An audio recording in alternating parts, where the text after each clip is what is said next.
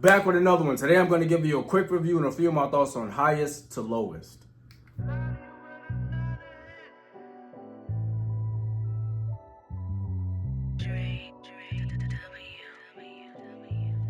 So one of the original dynamic duos is back with another one, and that is none other than the very powerful team Denzel Washington and Spike Lee. We've seen these two in movies like Malcolm X, He Got Game, Mo Better Blues, Inside Man. Spike Lee even worked with Denzel's son, John David Washington, in 2018's Black Klansman. It's always good to see Spike and Denzel together, and here we are again with their latest film, Highest to Lowest. Highest to Lowest stars Denzel Washington, Jeffrey Wright, Ilfinish Hedera, and A$AP Rocky. So this time around, Denzel is a big-time music mogul who owns his own record label. He determines which upcoming artists get their big shot. He believes in talent, authenticity, and integrity. So Denzel is on the verge of selling his music label to pursue other endeavors, but he doesn't want to just sell to buyers who would diminish or flat out just don't care about the soul of black music and black culture. He also wants to protect the artists that are already signed to his label. Denzel has a couple potential buyers that want to merge AI into his business, and he doesn't like that at all. So he's facing that predicament when suddenly he's targeted by a kidnapping ransom plot. He is forced to fight for his family and legacy while caught up in this life or death moral dilemma. So we have two main focuses, the kidnapping ransom and Denzel's music legacy.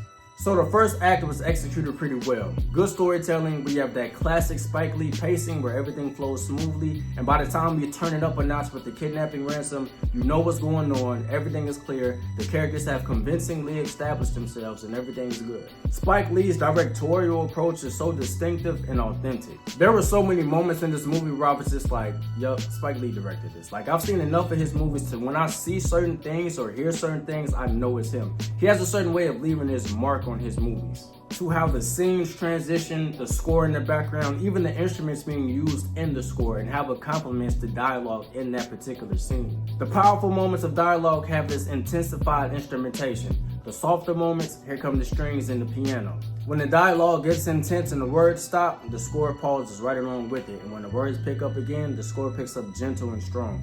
The score accompanies the movie extremely well.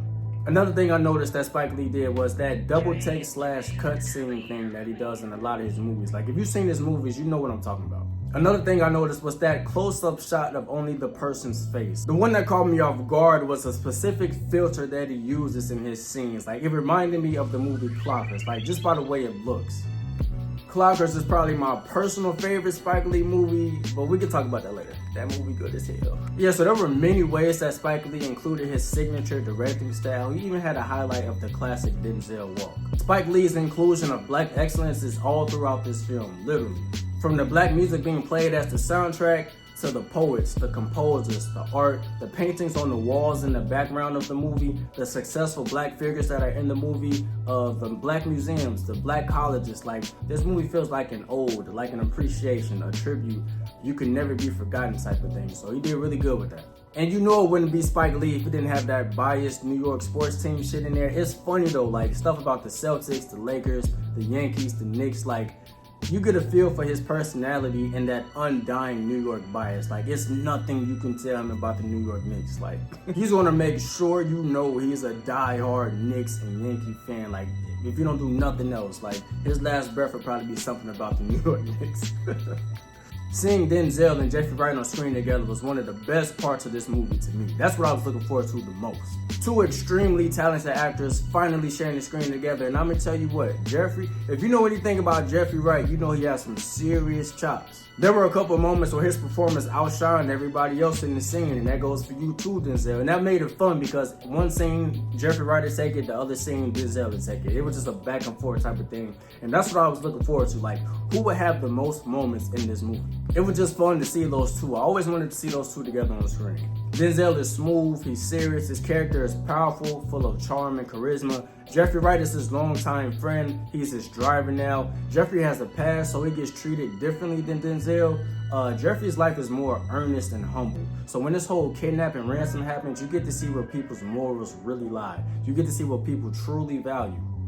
There were some good messages in this movie as well. You already know Spike Lee's gonna leave a message in his movies. A couple things I picked up on were the cruel nature of the music business, how attention is the highest form of currency nowadays, how all money is not good money, and how opportunities can present themselves and they may be extremely profitable, but ultimately, is that the right thing to do? Just going back to the morality of you. The acting was great all across the board. Everybody showed up to work with this one, and I think the thing I'm most pleased with is how Spike Lee and Denzel continue to put out quality projects. You know, they have enough name and enough cachet and success to just put out some mediocre stuff and it'll sell just off their names alone. But for them to keep consistently putting in this effort to give us good quality work, that means a lot to me, you know? I appreciate that, bravo. There's a scene with Denzel and A$AP Rocky, well, two scenes actually, that hit the mark for me. And it really plays off the title of this movie, like highest to lowest, especially with the camera shot that was used. If I had to rate and categorize highest to lowest, I would easily give it a 9 out of 10 and put it in a rewatches club. And that kind of brings me to my factual opinion, like,